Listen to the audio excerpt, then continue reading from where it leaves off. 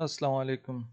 इस वीडियो में analytic function के बारे में हम डिस्कस करेंगे कि एनालिटिक फ़ंक्शन क्या होता है और हमें किस तरह पता चलेगा या what is the criteria to know that a function a complex function f of z is analytic. First of all, a function f of z is said to be analytic in a domain D if f of z is defined and differentiable at all points of domain D. मतलब ये कि अगर आपके पास एक complex function है f of z और वो function अपने डोमेन के ऊपर डिफाइन है।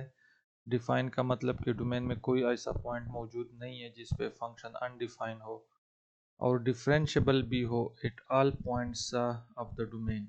यानी फंक्शन डिफाइन भी हो और डिफरेंशिएबल भी हो अपने डोमेन के ऊपर, तो उसको हम एनालिटिक फंक्शन कहते हैं। The second one is how we can check that a function f of z is an analytic function. उसके लिए काशी-रीमान इक्वेशन जो है चेक करने पड़ते हैं कि अगर एक कॉम्प्लेक्स फंक्शन जो है वो काशी-रीमान इक्वेशन को सेटिस्फाई करे तो वो एनालिटिक होता है। लेकिन काशी-रीमान इक्वेशन होते क्या हैं ये हम डिस्कस करेंगे पहले। Consider a complex function f of z is equal to, अगर फंक्शन कॉम्प्लेक्स है तो उसका कोई रियल पार्ट भी होगा प्लस अयोटा, उसका कोई इमेजिनरी पार्ट भी होगा। Let suppose if we write a complex function f of z is equal to u plus iota v। u जो है इसका रियल पार्ट है और v जो है इसका इमेजिनरी पार्ट है। एक complex function f of z analytic होगा if and only if the first order partial derivative of u and v satisfy the following function या इक्वेशन। वो कहते हैं कि function f of z analytic होगा अगर ये u और v जो है ये आपके पास काशी-रीमान इक्वेशन को सेटिस्फाई करे। यानी ux is equal to V Y, ux means partial u by partial x, u का with respect to x derivative, और V Y means partial v by partial y, v का with respect to y derivative. ux V Y की equal आ जाए और u y is equal to minus V X की equal आ जाए तो हम कहते हैं कि ये जो फंक्शन है ये एनालिटिक फंक्शन है। Once again f of z is equal to u plus iota v will be an analytic function if the real part u and imaginary part v satisfy these two equations. Ux is equal to vy and uy is equal to minus vx, and these two equations are called the Cauchy-Riemann equation. So अगर हम एक example discuss करें और example में एक complex function given है f of z is equal to z square, और question ये है कि आप शो करें कि ये फंक्शन एनालिटिक है। तो एनालिटिक फंक्शन के लिए काशी-रीमान इक्वेशन आपको पता होनी चाहिए। और दूसरी बात कि यहाँ पे जो जेड स्क्वायर है इसको आप थोड़ा सा एक्सपेंड करेंगे ताकि आपको ये f of z u plus iota v form में मिल जाए। So z is equal to, we know that कि z is equal to x plus iota v की इक्वल होता है। तो इसका जो स्क्वायर है, स्क्वायर ओपन करेंगे, इस साइड पे स्क्वायर ले लें, इस साइड पे स्क्वायर ले लें, तो ये x plus iota y whole square बनेगा, x square plus iota y square plus 2x iota y। Iota y square में आयोटा स्क्वायर जो है वो -1 की इक्वल बनेगा, तो ये माइनस वाई स्क्वायर इसलिए आ रहा है, plus iota 2xy। Now in this equation number 3 iota के अलावा जितने भी टर्म्स हैं, जिस तरह ये दो टर्म्स हैं x square minus Y square, ये रियल है, इसमें कोई अयोटा नहीं है, तो इसको आप यू कंसीडर करें। और ये जो अयोटा के साथ टर्म है 2xy, इसको आप वी कंसीडर करें, this is the imaginary part. Now u is equal to x square minus Y square and v is equal to 2xy। अब काशी-रीमान इक्वेशन जो है वो आपने चेक करने हैं इस u और v के ऊपर। यू एक्स फाइंड करें, यानी यू का with respect to x derivative ले लें, तो ये बनेगा एक्स स्क्वायर का डेरिवेटिव 2x बनेगा और वाई स्क्वायर का डेरिवेटिव 0 बनेगा with respect to X, because Y is constant with respect to X. तो X square minus Y square का derivative with respect to X जो है 2x बनता है। इसी तरह इस u को with respect to y differentiate करें, यानी u y which is equal to x square constant है तो 0 हो जाएगा, माइनस वाई स्क्वायर का जो है 2 माइनस 2y बनेगा। u x 2x आता है और u y जो है वो -2y आ रहा है। इसी तरह v का with respect to y differentiation ले लें तो ये बनेगा 2x, because 2 and x are constant, right, with respect to y अगर हम डिफरेंशिएट करेंगे, और y का derivative with respect to y जो है वो 1 हो जाएगा, सो यहाँ पे 2x आता है। और इसी तरह इस v का विद रिस्पेक्ट टू x अगर आप डेरिवेटिव लेंगे तो 2 और y कांस्टेंट है और x का डेरिवेटिव 1 हो जाएगा, तो ये 2y बनता है। अब आप ux का रीमान इक्वेशन क्या है कि ux should be equal to vy and uy is equal to minus vx। आप चेक करें कि क्या ये क्राइटेरिया फुलफिल हो रही है।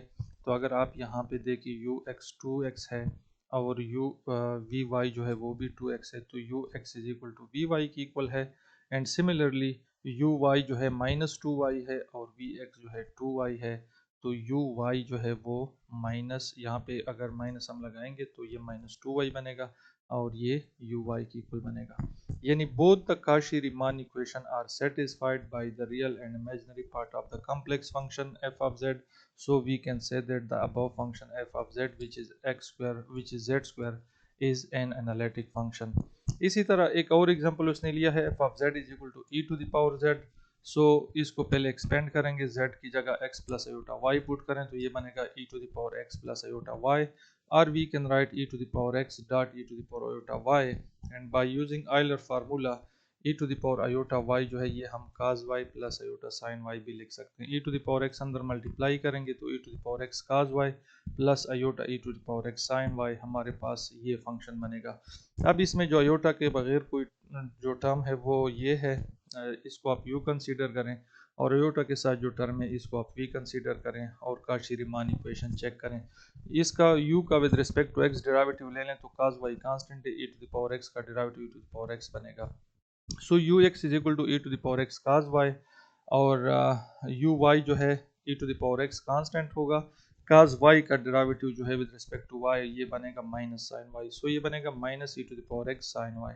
इसी तरह v का विद रिस्पेक्ट टू x आएगा e to the power x sin y, और विद रिस्पेक्ट टू y जो है वो बनेगा e to the power x sin y का डेरिवेटिव cos y। अब आप काशी-रीमान इक्वेशन चेक करें, ux जो है वो vy की इक्वल है, ये आप देख सकते हैं ux is equal to vy e to the power x cos y ये भी है और e to the power x cos y ये भी है, और इसी तरह uy जो है वो minus e to the power x sin y है और ये प्लस है, तो यहाँ पे माइनस लगाएंगे यानी uy should be equal to minus vx, तो यहाँ पे माइनस आ जाएगा तो ये दोनों भी आपस में इक्वल बन जाएंगे। So ux is equal to vy and uy is equal to minus vx, so the function f of z is equal to जो ऊपर फंक्शन गिवन है ये एक एनालिटिक फंक्शन है। सो किसी भी the crux of this lecture is कि हमें किस तरह पता चलेगा कि एक फंक्शन एनालिटिक है।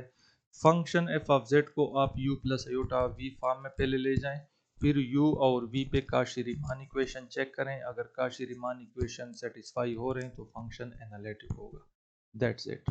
नेक्स्ट जो है लाप्लास इक्वेशन है, लाप्लास इक्वेशन को हम नेक्स्ट वीडियो में डिस्कस करेंगे, लेकिन कोई भी फंक्शन जो लाप्लास इक्वेशन तो बेसिकली ये होता है u x x plus u y y is equal to zero और v x x plus v y y is equal to zero, यानी कोई भी फंक्शन जो है उसका with respect to x double derivative plus with respect to y double derivative equal to zero, तो ये Laplace equation इसको हम कहते हैं।